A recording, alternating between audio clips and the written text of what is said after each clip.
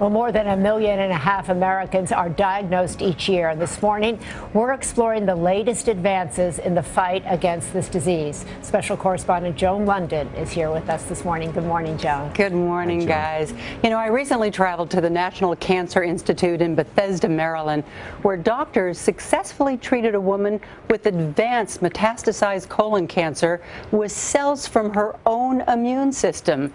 It is a dramatic breakthrough and offering a lot of hope. Show me the way. That was my prayer all the time. Show me what I'm supposed to do. If I'm supposed to die, show me how to do that with grace. If I'm supposed to live, show me exactly what I'm supposed to do. Hello. Celine Ryan's journey hasn't been easy. It has been remarkable. She's a 51-year-old engineer from Michigan, mother of 5, diagnosed with stage 4 colon cancer 3 years ago. Celine is not just any patient. They called you an historic figure in medicine.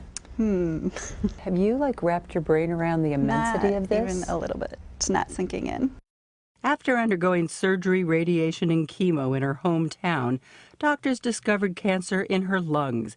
Despite treatment, 7 tumors threatened her life. She read online about a clinical trial using gene therapy at the National Cancer Institute in Bethesda, Maryland.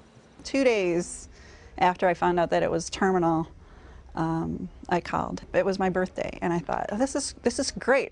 This is going to work. It's going to be my birthday present to myself. But you got turned down, twice. Well, it wasn't their fault.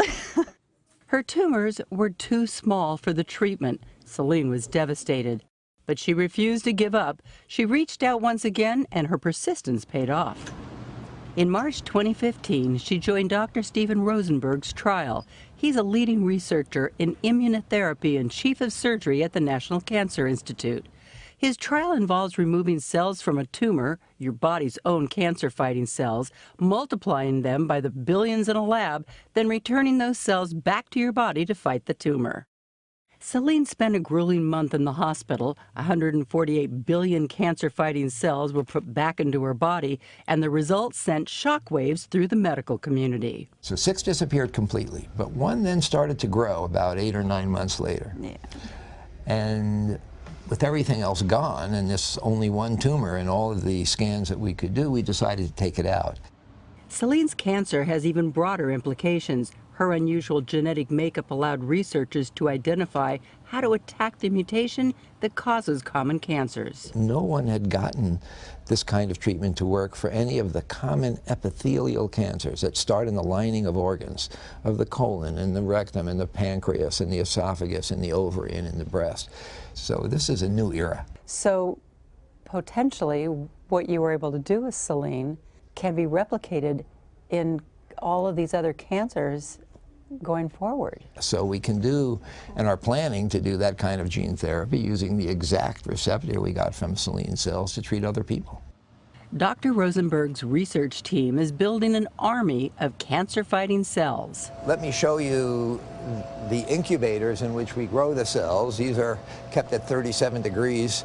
We grow cells, individual cultures from patients.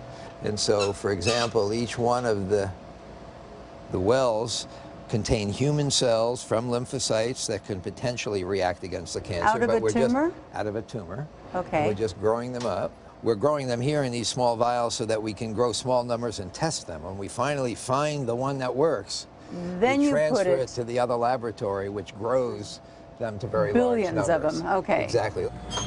Billions of cancer-fighting cells, thanks to Celine's cells, that will go on to help others in their fight against cancer. It's highly experimental, and I wouldn't want people to feel as if this treatment was widely available now. It's not. It's in the course of its development.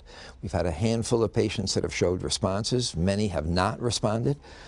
But from every patient that we treat, whether their cancers go away or not, we learn something, and we have people working around the clock to try to improve this. Well, all good news. Celine is 10 months cancer-free, and on this follow-up visit, the doctors once again deliver those most precious letters. NED. No evidence of the disease No evidence of disease. What are your feelings? I love it. I want it to continue forever, yes. And I want other people to hear those words, too. Oh, and many other people will because of her. Celine tells me that she's doing great. She goes back to the National Cancer Institute every 3 months for checkups. The doctors are watching carefully over her.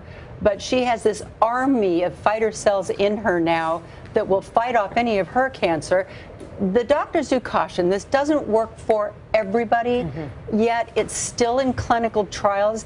But to say this isn't a big, huge deal in cancer treatment, I mean, this holds so much hope. Many of the cells they've gotten from Celine, they've now been able to multiply by the billions, and they're like little armies of fighter cells that they'll be able to use in other people as their cancers metastasize. So how do people get involved if they see this? You call the National Institute of Health to the National Cancer Institute. They are looking for good candidates, but not everyone is a candidate. Great story. Thanks, Joan. Great story. So Thanks. hopeful.